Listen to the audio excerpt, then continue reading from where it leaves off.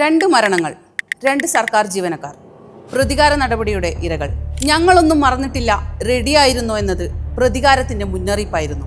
ഒരു രാഷ്ട്രീയ നേതാവ് പാർട്ടി വേദിയിൽ അനുഭാവികളെ ആവേശഭരിതരാക്കാൻ ഇങ്ങനെ പറഞ്ഞാൽ അതിനെ രാഷ്ട്രീയ പ്രസംഗമായി മാത്രം കണ്ടാൽ മതി.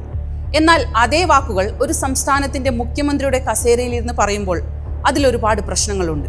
ഇപ്പോഴും ഒരു വിഭാഗം അണികളെ മാത്രം സുഖിപ്പിക്കാനായി പ്രസംഗങ്ങളും സ്റ്റേറ്റ്മെന്റ്സും നടത്തുകയാണോ മുഖ്യമന്ത്രി? കോൺഗ്രസ് നേതാവായി പാർട്ടി പ്രവർത്തകരെ ആവേശത്തിലാക്കാൻ വി.ഡി. സതീശൻ എന്തു പറയണമെന്നത് അദ്ദേഹത്തിന്റെ രാഷ്ട്രീയമാണ്. പക്ഷേ മുഖ്യമന്ത്രിയായ വി.ഡി. സതീശൻ അത് പറയുമ്പോൾ അതിന് ഗുരുതരമായ പ്രത്യാഘാതങ്ങളുണ്ട്. കാരണം മുഖ്യമന്ത്രിയുടെ വാക്കുകൾക്ക് പിന്നാലെ വരുന്നത് നിരവധി ജീവനുകളെ ബാധിക്കുന്ന ഭരണ നടപടികളാണ്. പ്രതികാരം ചെയ്യാൻ കാത്തിരുന്നവർക്ക് മുഖ്യമന്ത്രിയുടെ പച്ചക്കൊടി. അധികാരം മാറുമ്പോൾ സ്ഥലം മാറ്റങ്ങൾ ഉണ്ടാകും, ഉദ്യോഗസ്ഥരുടെ ചുമതലകൾ മാറും, ഭരണപരമായ തീരുമാനങ്ങളും ഉണ്ടാകും.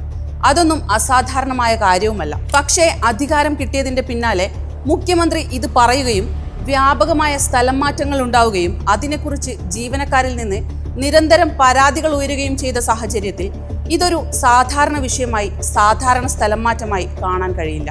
വിവിധ വകുപ്പുകളിലായി വലിയ തോതിൽ സ്ഥലം മാറ്റങ്ങൾ. ആരോഗ്യ വകുപ്പിൽ മാത്രം ഒരു മാസത്തിനിടെ 500ഓളം പേരെ മാറ്റിയെന്നാണ് പുറത്തുവന്ന കണക്ക്. സർവീസ് സംഘടനകളുമായി ബന്ധപ്പെട്ട ജീവനക്കാരെ തെരഞ്ഞുപിടിച്ച് മാറ്റി. അതിനെതിരെ ജീവനക്കാരുടെ പ്രതിഷേധങ്ങളും ഉയർന്നു. അധികാരത്തിലെത്തിയ ഉടൻ ജീവനക്കാരെ കൂട്ടത്തോടെ സ്ഥലം മാറ്റുന്നത് കേവലം ഒരു സ്വാഭാവിക ഭരണ നടപടിയായി കാണാനാവില്ല. ഇത് കൃത്യമായ പ്രതികാര രാഷ്ട്രീയത്തിന്റെ ഭാഗമാണ്.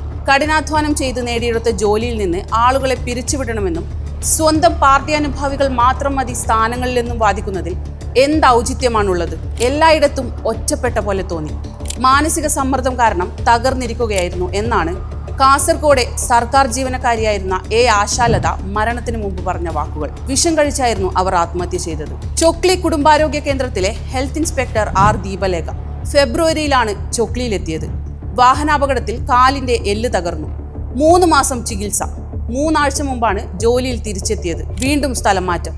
ആദ്യം മട്ടന്നൂരിലേക്ക്. യാത്ര ചെയ്യാനുള്ള ബുദ്ധിമുട്ട് DMOയെ നേരിട്ട് അറിയിച്ചു. അപ്പീൽ നൽകി.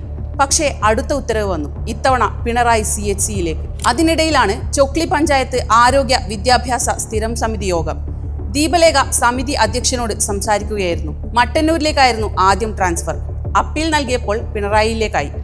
ഈ വയ്യാത്ത കാലുമായി ഇത്ര ദൂരം ഞാൻ എങ്ങനെ താണ്ടാനാണ്? ബസ്സിൽ കയറാനും ഇറങ്ങാനും ഞാൻ എന്ത് ചെയ്യും? വാക്കുകൾ പൂർത്തിയാക്കും മുന്നേ ദീപലേഖ കുഴഞ്ഞു വീണു. ആശുപത്രിയിൽ എത്തിച്ചെങ്കിലും അവർ മരിച്ചു. 2 സംഭവങ്ങൾ, 2 ജീവനുകൾ.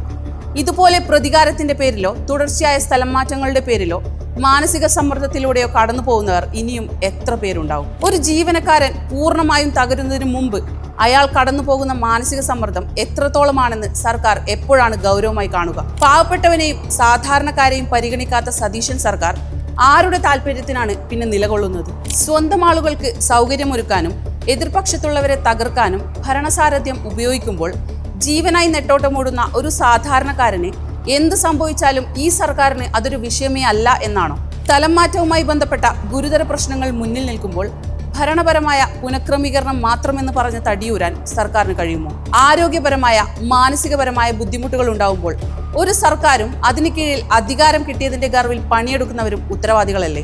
ഞങ്ങളൊന്നും മറന്നിട്ടില്ല, റെഡിയായിരുന്നോ എന്നത് വെറും ഒരു പ്രസംഗം മാത്രമായിരുന്നോ?